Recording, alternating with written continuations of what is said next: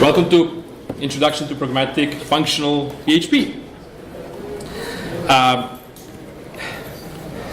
Let's start by, well, I'm not going to read this, but please do read this definition of a monad and let me know who understands it. Because if you do, I'm going to ask you to leave because, yeah, you are trolling me. But let's start from the beginning. And I'm Branislav. I'm a product engineer working for continuous deployment cloud hosting company called Platform SH. I'm working on this huge monolithic Drupal project that makes sure that, well, we build our clients, so I'm the bad guy. There's going to be some terrible accents. Some terrible accents are going to happen in this presentation, and that's because I was born in this country called Yugoslavia. It doesn't exist anymore. To a Hungarian mother and Bosnian/Montenegrin father. The country disappeared in terrible war. I remained living in this country called Serbia until I moved to Germany, where I started working for an English-speaking yet French company with a lot of people from all around the world. So yeah, that's my accent. I love it. You're going to hate it. It is what it is. I'm a husband. I'm a father. I'm a cat herder. And who are you? How many PHP developers here? Like developers? Okay, Drupal developers, all Drupal developers, yeah.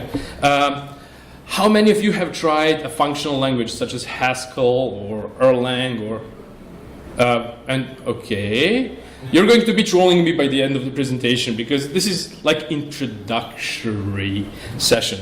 So how many of you have tried functional PHP? Does it make sense? No. Let's find out. Not sure what it means. Yeah. Let's find out. So first, I need to give you historical context. And historical context is there was, a time before computers. And not really time before computers, but before the idea how would computers work. So fathers of modern computing had this one goal to create a machine that would solve problems without human interaction, without intuition of our humans, without our logic, So basically, we would give a computer a rule book, and it would spit out a result of whatever we wanted to do. So who knows about this guy? Okay, so I was doing this session in Serbia, well, country of my origin. There were 2 people in full room who knew about it. Yeah, Alan Matheson Turing is a father of considered a father of modern computing. He had this idea, theoretical model called Turing machine. Who knows Turing machine? Okay, most of you. I'm not going to bother you with details, but yeah, Turing machine is this machine which has a rule book, a set of guidelines, and then it has an input on a tape or wherever. It is going to go through input, apply the rule book, change the state of this entire thing of itself, and finally end up with a solution to a problem, or it is going to tell us, okay, I do not have a solution to this problem. And that was only one theory how to solve, how to automate solving of logical problems. Who knows about this guy? Less people. So Lanzo Church was actually a PhD supervisor for Alan Matheson Turing. Now, Church was working on the same problem, but his idea was totally different. He had a mathematical idea that every problem should be solved using a set of calculations, and this entire theory got its name, and the name is Lambda calculus. And it works like this. You have a function.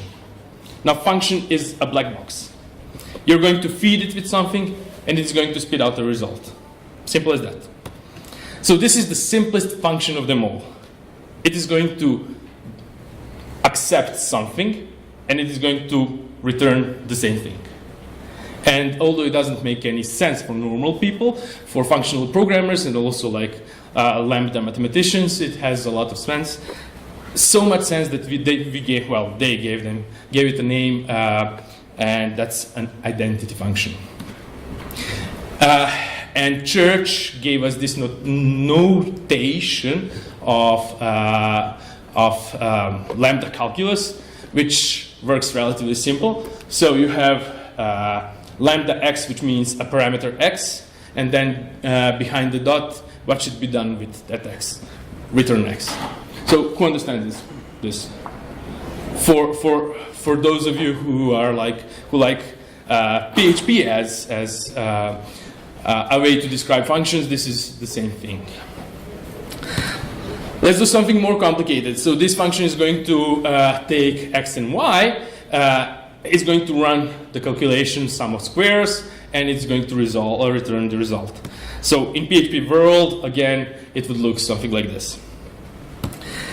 Now, function can be applied to expressions, which is a terrible way for us to say something like, okay, take a y, put it as a parameter, and then the function is going to return it. So in this case, function is going to, when you apply the function to y, it is going to return that y.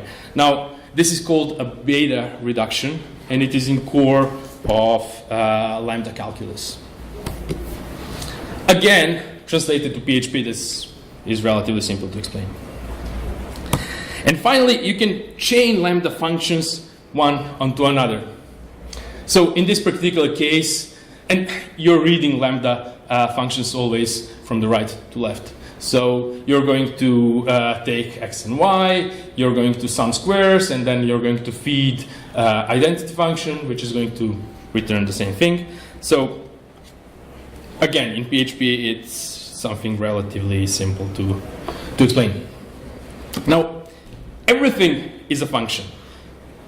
Every single entity you could imagine in a calculus may be considered, well, should be considered as a function in lambda calculus. So we define true as a function that is going to take two parameters and return the first one.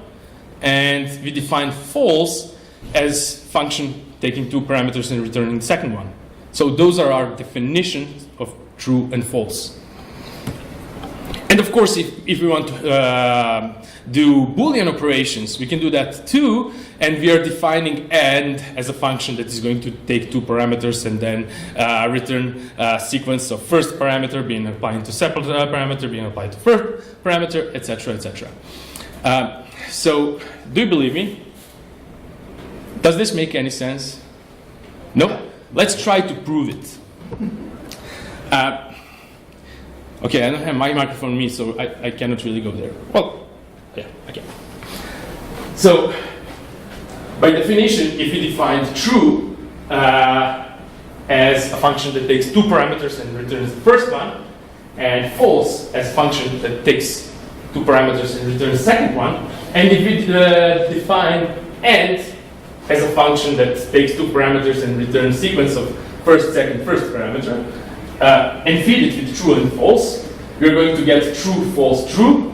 If we substitute true with its lambda notation, which is going to take two parameters, false and true, and return the first one, which is going to be false. So true and false, well, it's all just false. Does this make any sense? A little bit. We'll watch it later without the sound, I guess. Yes, it is what it is. But everything is a function. Even a natural number is a function. So we tend to define natural numbers as decimal things because, yeah, we decided them to be decimal things. You have binary numbers, but in lambda calculus, a number is defined as a function that takes two parameters, one of them being some other function, another parameter being some variable, x. And 0 is going to execute that function upon x 0 times. So it's just going to return the x. Translated to PHP, this is a definition of a 0. 1 is going to be a function that takes f and x and executes f on x 1 time. 2 is going to execute f twice on the x. So this kind of starts thinking like recursion. Let's try to add two numbers.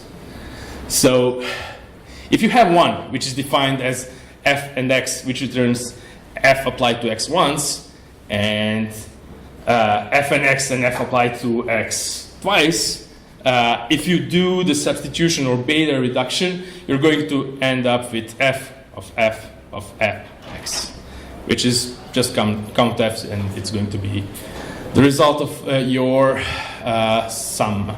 And this can really repeat multiple, like I tried even, like divisions, and it really works. And it was designed in 1936. Now, at that particular point, we didn't have a general purpose computer. We didn't have even a prototype, and this was only one idea how to solve the problem of automating logic. And we would probably end up using these things if it wasn't for this guy. Born as Neumann János in Hungary, graduated university in Budapest, moved to Germany, and because he wanted to integrate to German society, he gave himself basically a name, Johann von Neumann, until he moved to the United States. Yeah.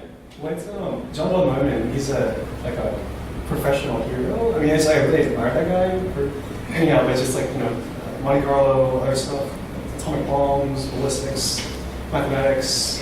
Pretty much. So what language do you speak Hungarian? A little. No, well, yeah. So I'm terribly bad at speaking Hungarian and German. But.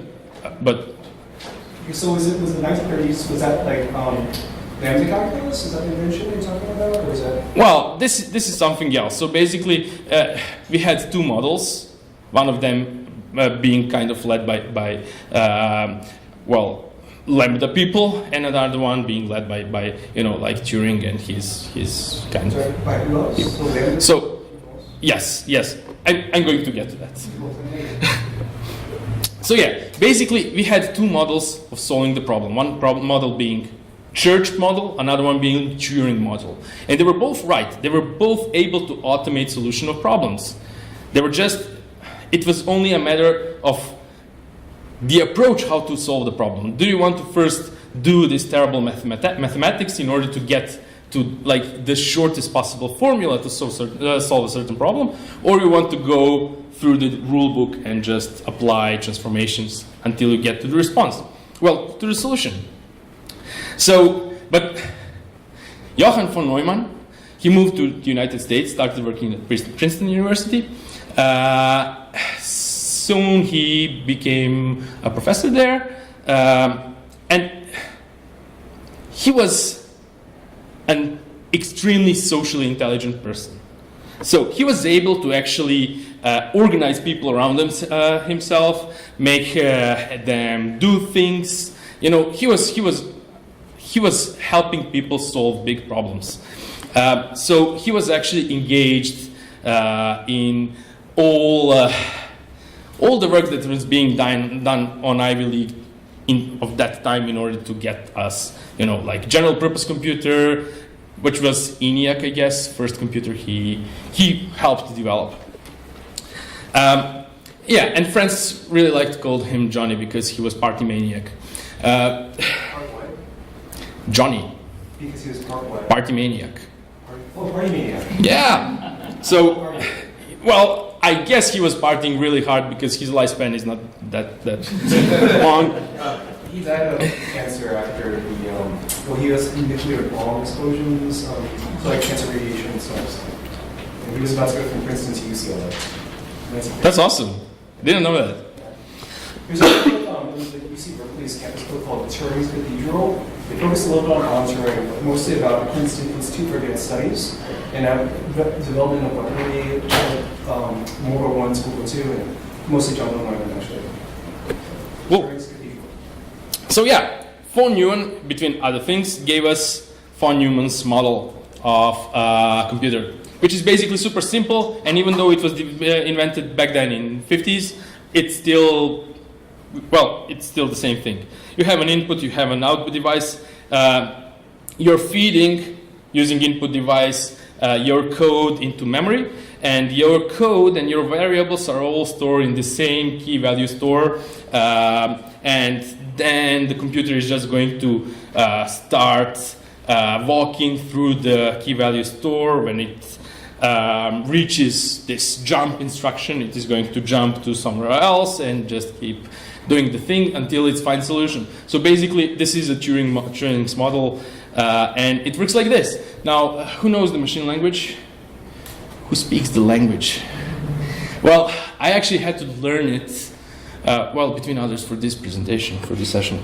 But yeah, machine language is relatively simple, so close to the machine that we needed more abstraction in order to be closer to business logic, to you know, like problems we want to solve to our clients. So we invented higher level languages. Who knows this language? Yes, I grew up on this. Yes, Commodore 64 BASIC. But it was still compiled into machine-readable language. So disassembler here.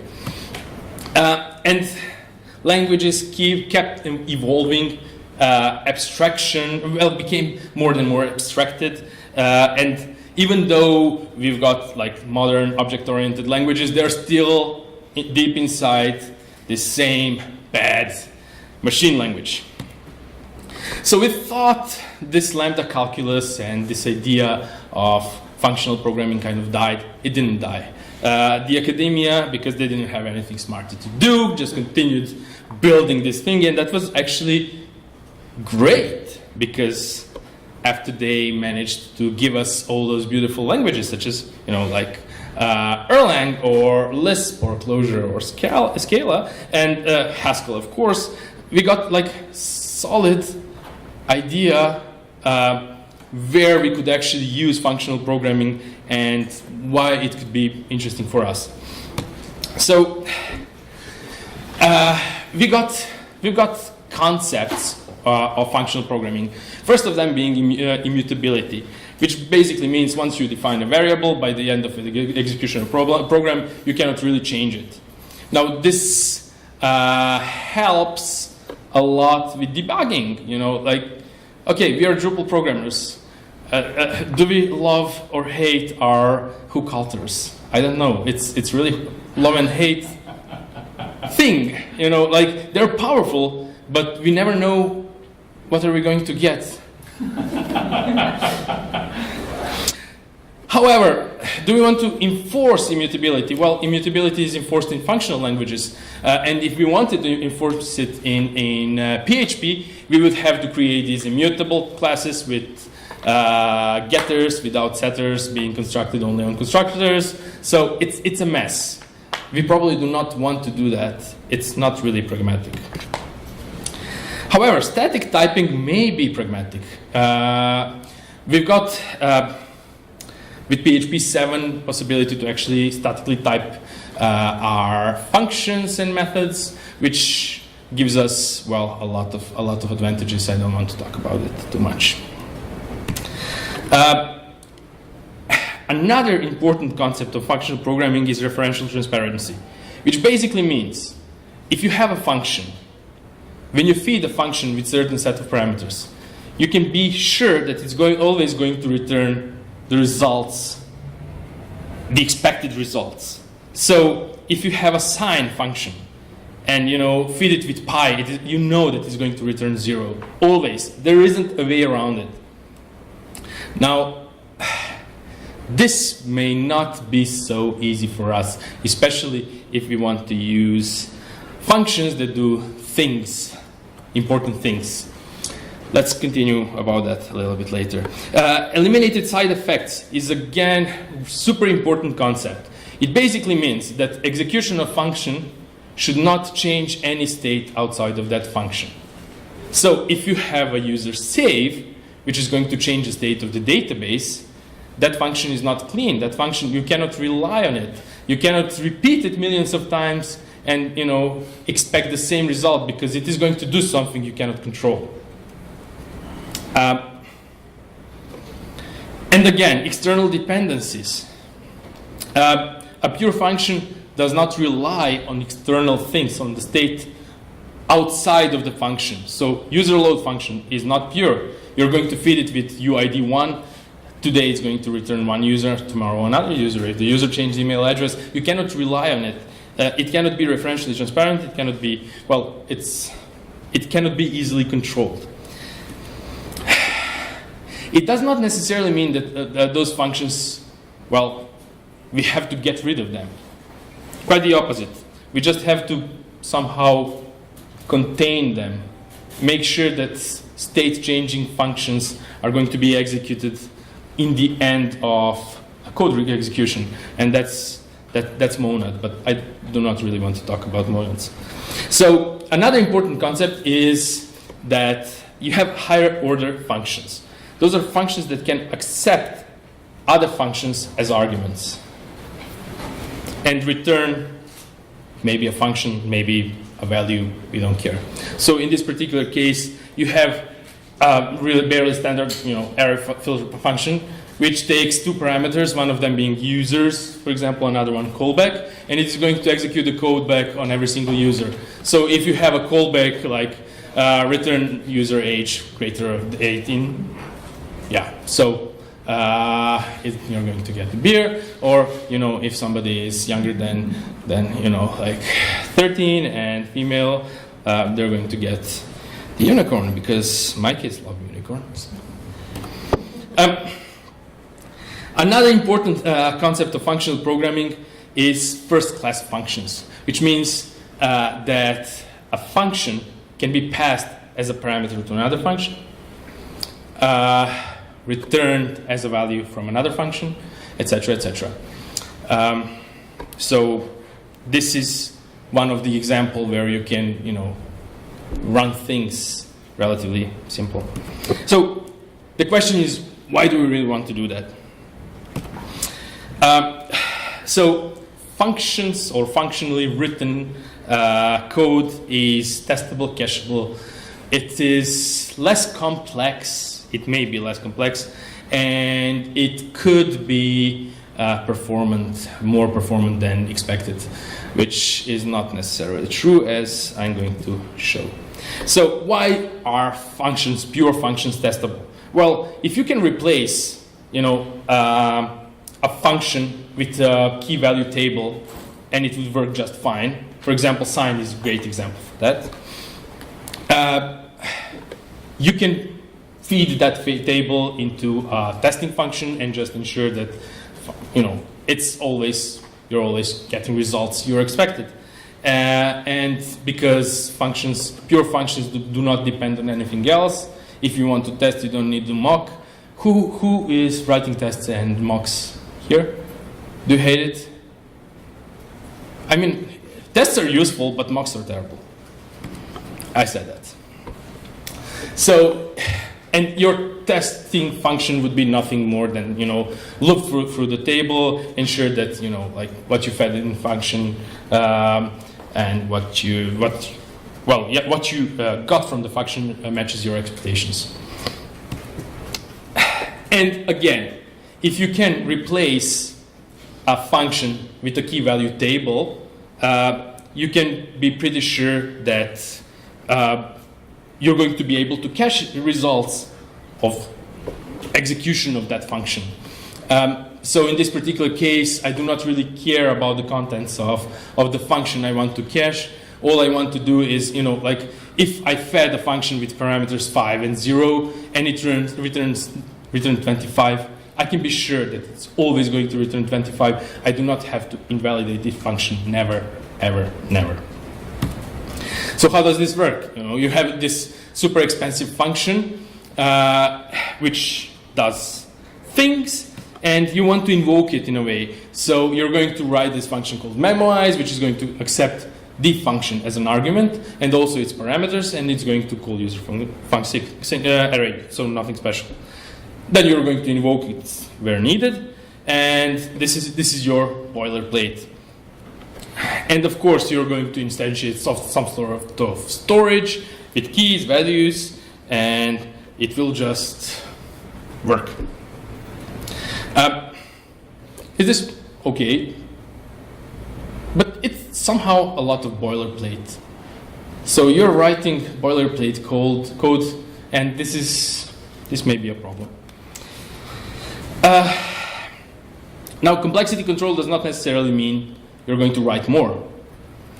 But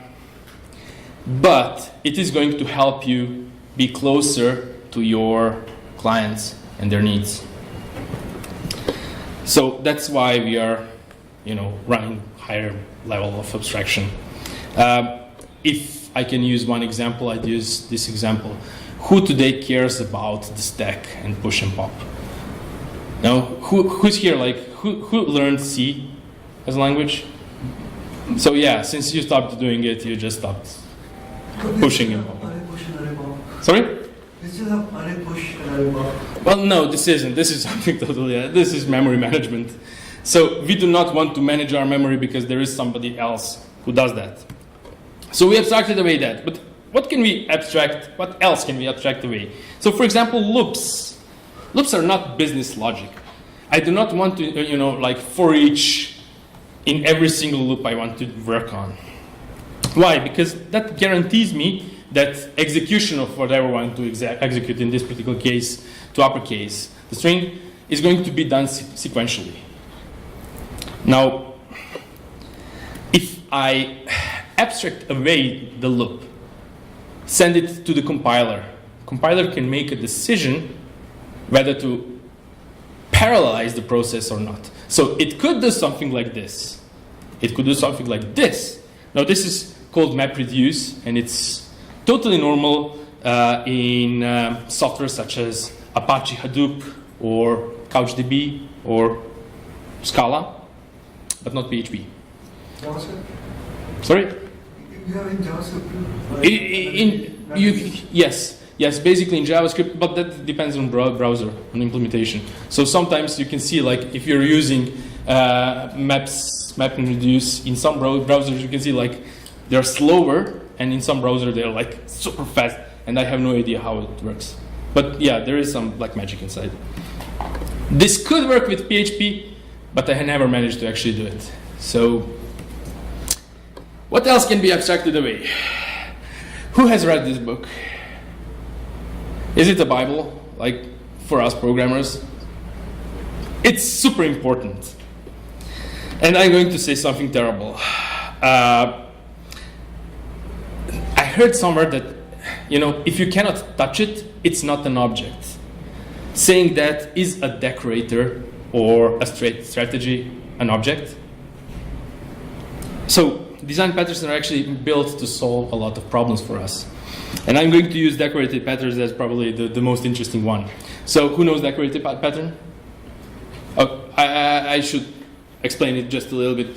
So basically, decorated pattern allows us to add features to the thing we are building, on the runtime. So in this particular case, we want to build a pizza, and we are not really sure which features is it going to have, which toppings. So we are going to define a pizza, which is an instance of sellable, because you're selling pizza, and we are going to define a topping, which is an abstract class, also instance of sellable. And then we are going to inherit from a topping, like mushrooms, mozzarella, and basil, for example. And this is going to allow us to do something like this. We're going to create a new pizza. We're going to say mushroom pizza is new mushrooms and feed it with pizza, which is then going to calculate the price of pizza with mushrooms. And then we are going to create mushroom mozzarella pizza as new mozzarella of etc. etc. My question for you is, does this make sense? It does. It does. It solves one big problem. However, what is the so we finally have mushroom, mozzarella, basil pizza. It is instance of basil.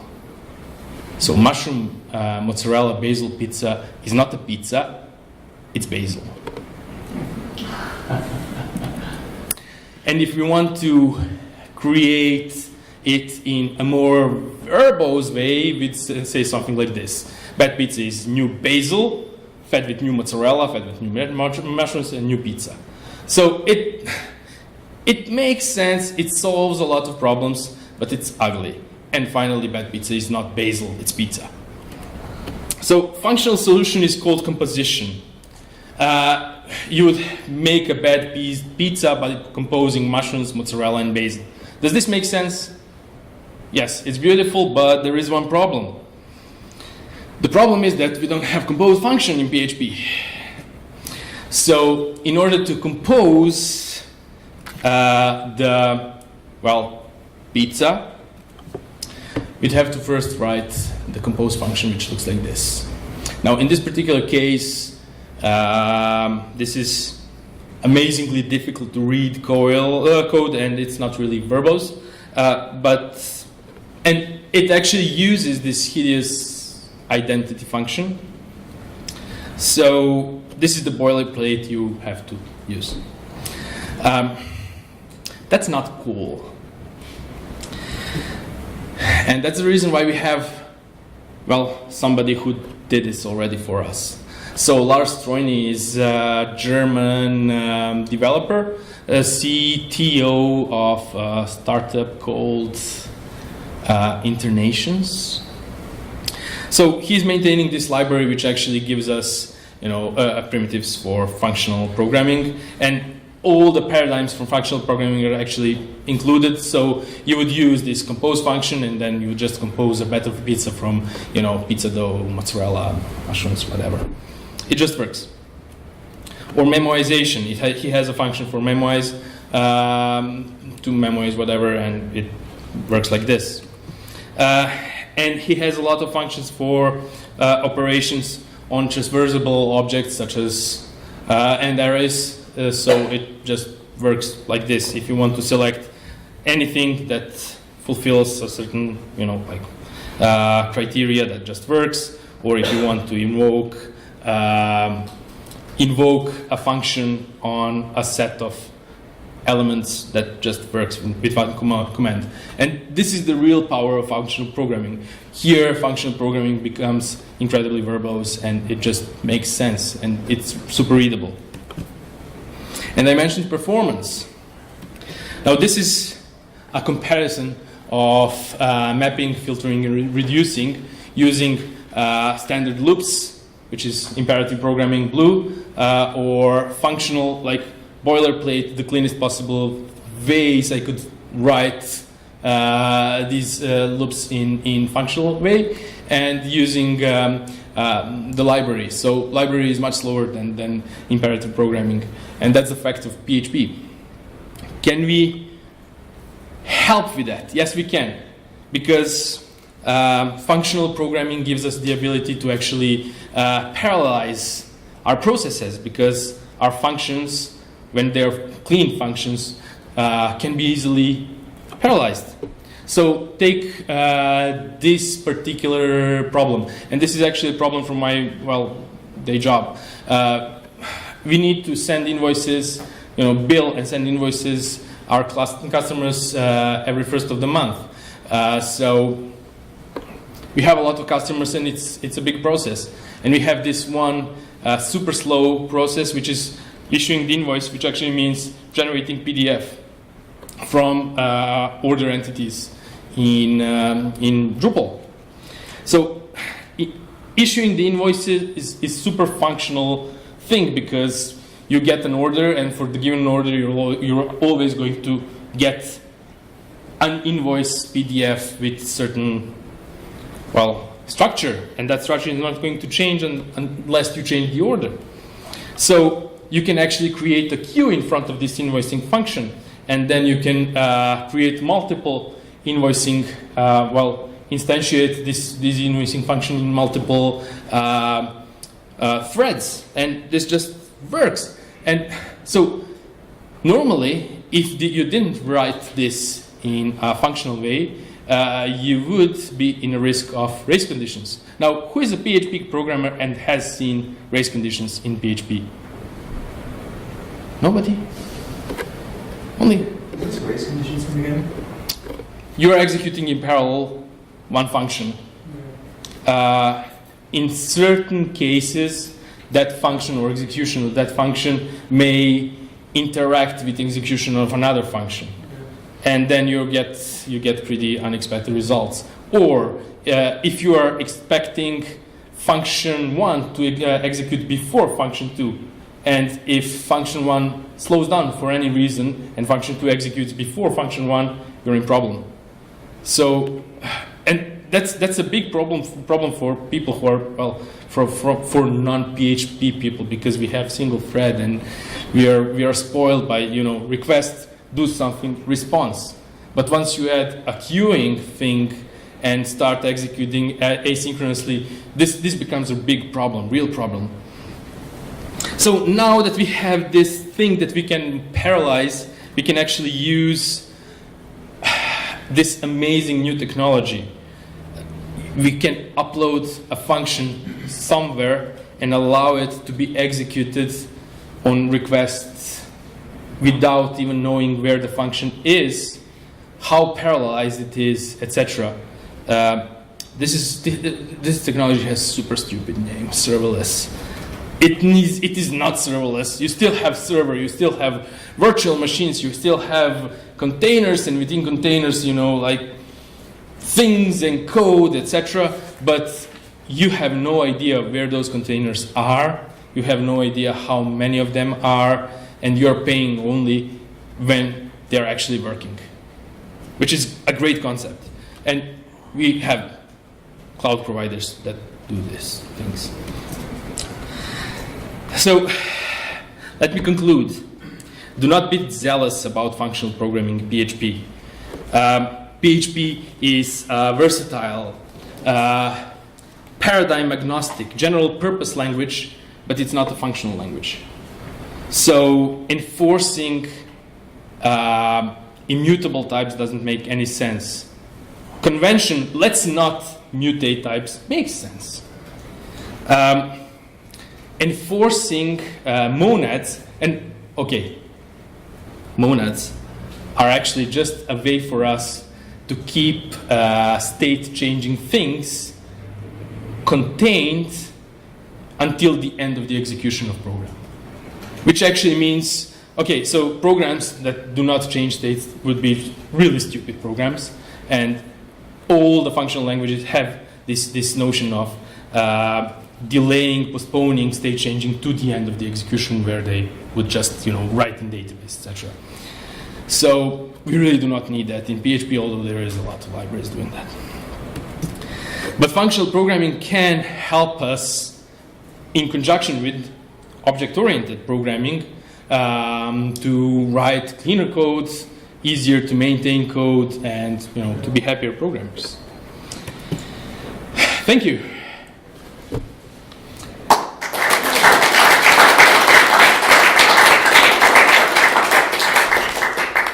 Do you have any questions? Yes? What's the funnest language you found inspiration for in learning functional programming? Haskell, Clojure, Emacs, this? PHP. And that's ridiculous. Functional programming. No, I didn't need to learn any of the functional languages, really. So It sounds like you're a Haskell person or something. well, I learned Haskell as a student, and then forgot most of it. I don't hear monads unless I'm trying to configure it. But sorry? There's a window manager, a KDE, awesome window managers. Some of them use Haskell for configurations, and I have no idea what monads are. Somebody decided, let's try Haskell. That's it. It goes like that. So I don't know. I mean, as I said, functional languages are maybe too much. They're perfect for some use cases. Yeah. If you're writing for serverless, if you're functional languages for serverless. Serverless. Functional languages are awesome. There is one great and perfectly capable functional language called JavaScript. I mean, so you can do that too. But yeah, in PHP, I don't know. For me, it was just funny to try to write functional in PHP. I don't know why. I started doing it and it made sense. Are you going to share the slides somewhere? Of course. Where? I do slide share almost after every presentation, but also, I mean, you can find me on Twitter and. Oh, okay, so you're going to post. I'm doing it. So your slide share. Mhm. This is cool. And that's the last one is your Twitter. Yes. Thank you. Any more questions? Yes. I'm just going to pick out one thing that you mentioned, that is immutability. I find that if I'm just writing the body of a function, one function, if I use a variable and assign it only once, that it lends itself to actually better, making it much easier to understand the logic of the function and to see where the dependencies are. Because once a variable has acquired value, it doesn't change. It makes perfect sense. Like, it enforces us. Well, first, it's much more readable.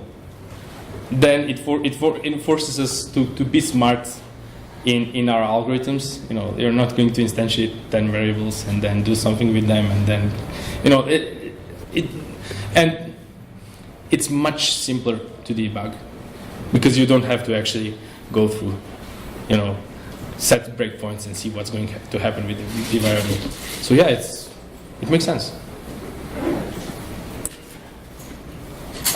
More questions, comments, Rotten Tomatoes? I noticed you put double cheese but no sauce. Why would you do that? I'm European. We don't do sauces.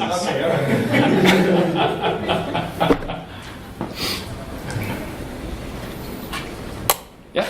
Somebody else? Okay, that's it. Thank you very much.